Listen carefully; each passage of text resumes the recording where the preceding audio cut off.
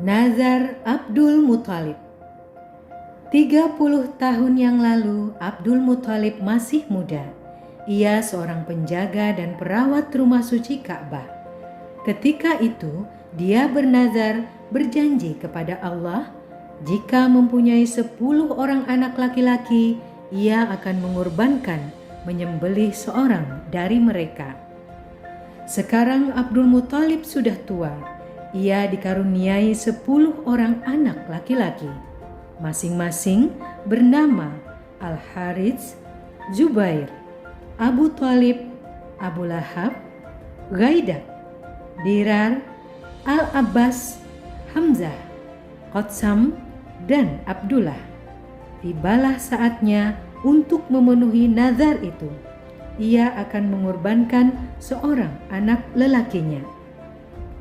Siapakah di antara 10 orang anak itu yang harus kukorbankan? Abdul Muthalib memilih-milih.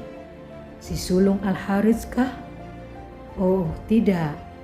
Zubair? Tidak juga.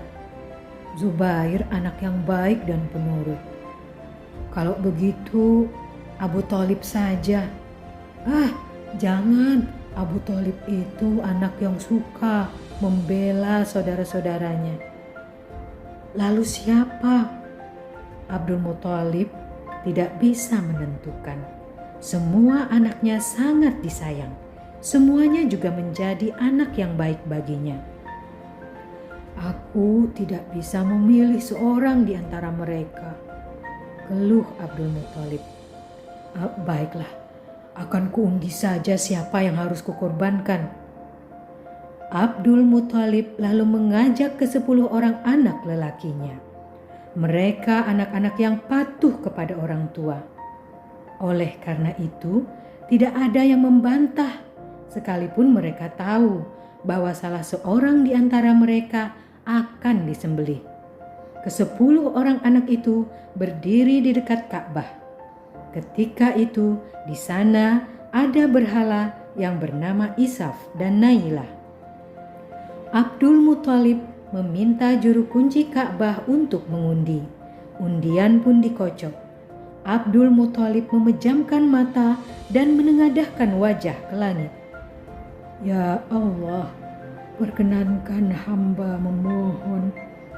Janganlah anak bungsu hamba si Abdullah yang harus menjadi korban. Doanya dalam hati. Undian selesai dikocok. Ternyata yang keluar adalah Abdullah. Lemas seluruh sendi tulang Abdul Muthalib. Si bungsu yang sangat disayanginya itu harus disembelihnya. Apa boleh buat, Abdul Muthalib pun merangkul Abdullah. Dibawanya ke dekat berhala Isaf dan Nailah. Tangan kanan Abdul Muthalib memegangi khanjar, pedang pendek untuk menyembelih anaknya. Hai Abdul Muthalib, seru seorang laki-laki suku Quraisy, sukunya Abdul Muthalib juga. Apa yang akan kau lakukan itu? Memenuhi nazarku. Tidak, kau keliru. Kau orang terpandang di kalangan masyarakat Quraisy. Perbuatanmu akan ditiru oleh orang Quraisy lainnya. Kelak akan banyak orang Arab yang menyembelih anaknya sendiri. Ada orang Quraisy yang sangat berpengaruh bernama Al-Mughirah bin Abdullah Al-Makhzumi. Ia menerobos kerumunan orang untuk mendekati Abdul Muthalib. Demi Allah, jangan sembelih anakmu dengan alasan apapun, serunya lantang. Kalau nazarmu harus ditebus dengan harta, aku akan mengumpulkan semua orang Quraisy untuk menebusnya. Betul, seru orang-orang yang lainnya. Tebus saja nazarmu dengan harta. Orang ramai berseru-seru. Ada yang menyarankan agar Abdul Muthalib pergi menemui perempuan ahli nujum yang terkenal di Khaybar dekat Madinah. Kalau ahli nuzum itu bilang kau harus menyembelih anakmu, lakukanlah. Kalau tidak, kau pun harus menurut, kata orang itu. Akhirnya Abdul Muthalib menuruti saran itu.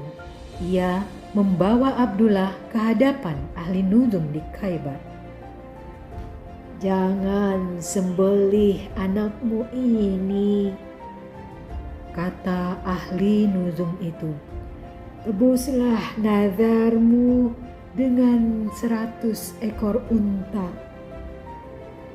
Abdul Muthalib memotong 100 ekor unta untuk menebus nazarnya.